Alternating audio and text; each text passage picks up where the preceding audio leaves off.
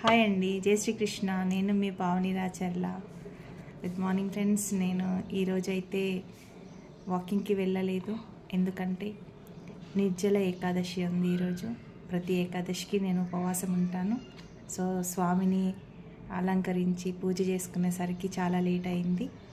So ఇప్పుడే షాప్లోకి వచ్చిన నేను, అందుకే మీతో పలకరిద్దామని మిమ్మల్ని వీడియో చేస్తున్నాను. ఈరోజైతే ఒక వీడియో అప్లోడ్ చేశాను మార్నింగ్, ఎర్లీ మార్నింగ్ వచ్చేసి ఆది బ్లౌజ్తో క్రాస్ కటింగ్ బ్లౌజ్ ఎలా కుట్టాలో, ఎలా కటింగ్ చేయాలో.